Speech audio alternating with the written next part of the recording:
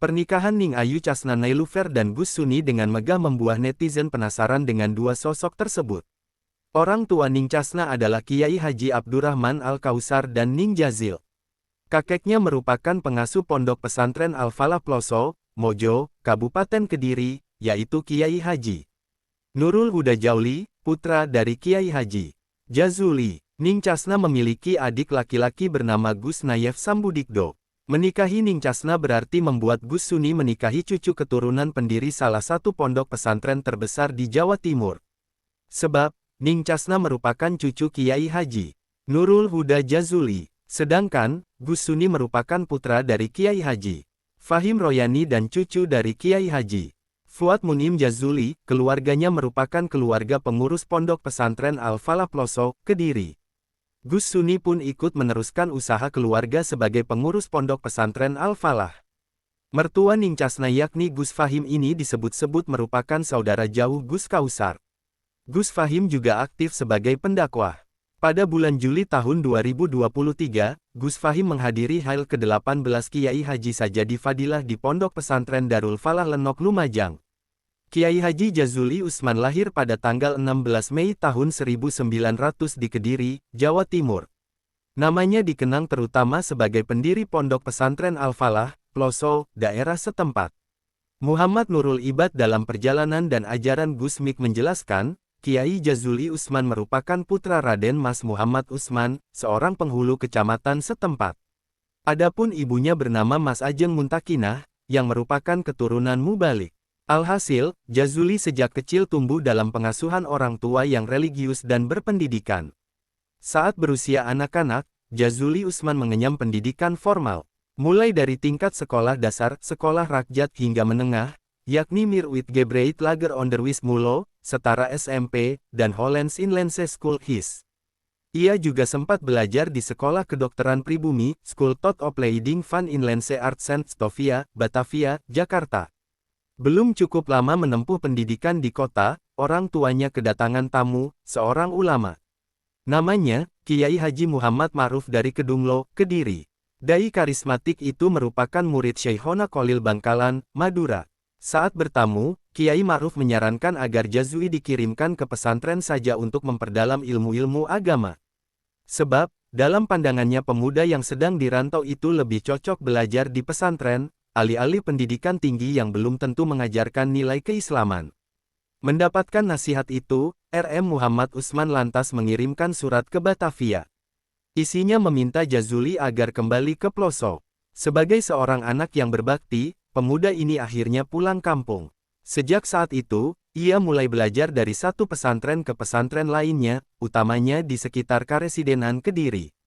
Awalnya, ia mondok di pesantren Gondang Legi, Nganjuk, yang diasuh Kiai Haji Ahmad Soleh. Di sanalah ia mendalami ilmu-ilmu yang berkaitan dengan Al-Quran, khususnya tajwid. Selain itu, ilmu tata bahasa Arab, terutama dengan kitab Jurumiyah, juga mulai dikuasainya. Setelah memahami ilmu Nahwu, ia lanjut mempelajari ilmu Sarof selama setahun di Pondok Sono, Sidoarjo. Ia juga sempat belajar di Sekar Putih, Nganjuk, pada lembaga yang diasuh Kiai Haji Abdul Rohman.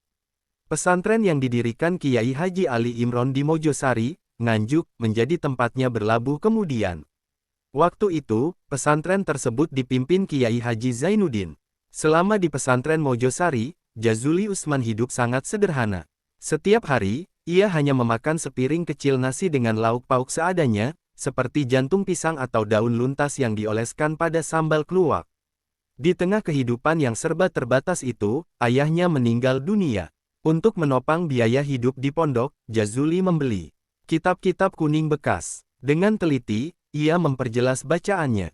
Lantas, ia menjual kitab-kitab yang telah diperbaiki tampilannya itu.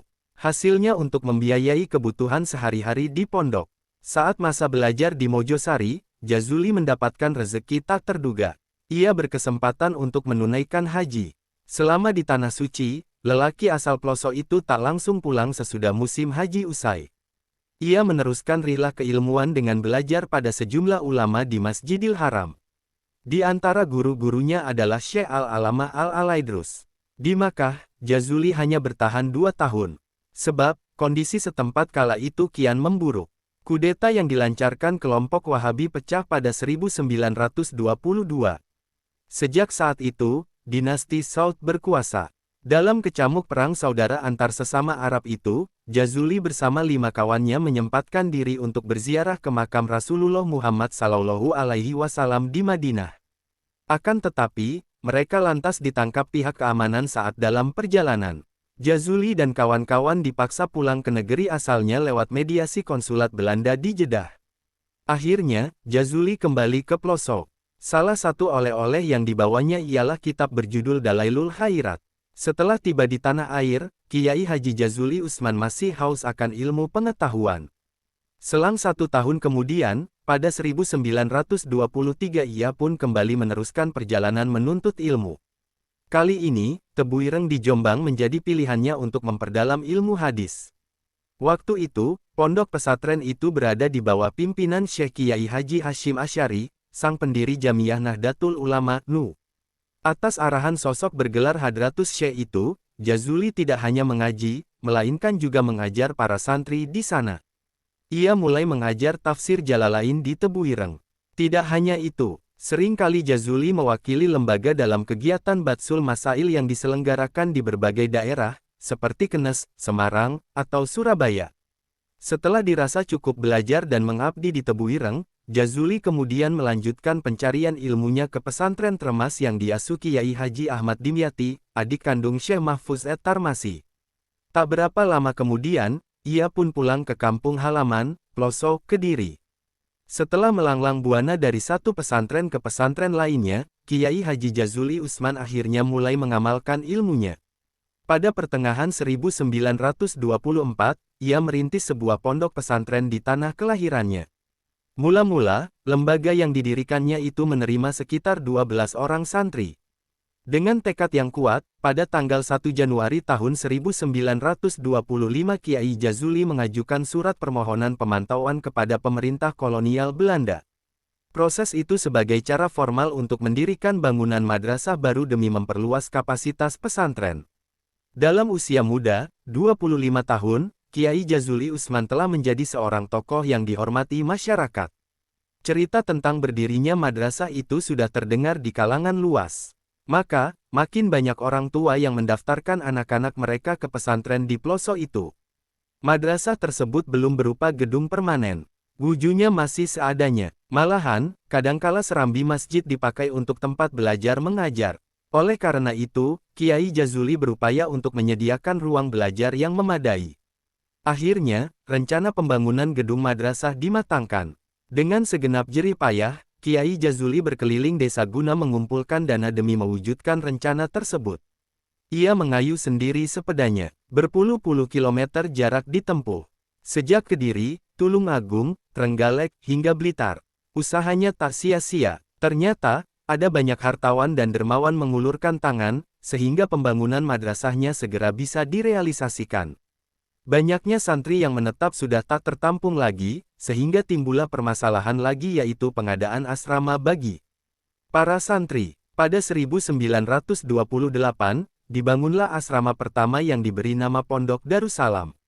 Setahun berikutnya, Pondok Cahaya didirikan sebagai tempat mujahadah bagi para santri. Pada 1939, Kiai Jazuli membangun lagi kompleks Andayani. Gedung asrama itu terdiri atas 2 lantai, dilengkapi sebuah musola di depannya. Dengan tersedianya berbagai sarana dan prasarana itu, para santri akhirnya bisa lebih fokus dalam belajar. Berawal dari gedung-gedung itulah, pondok pesantren Al-Falah bisa menjadi besar seperti sekarang ini. Wallahu a'lam bishawab.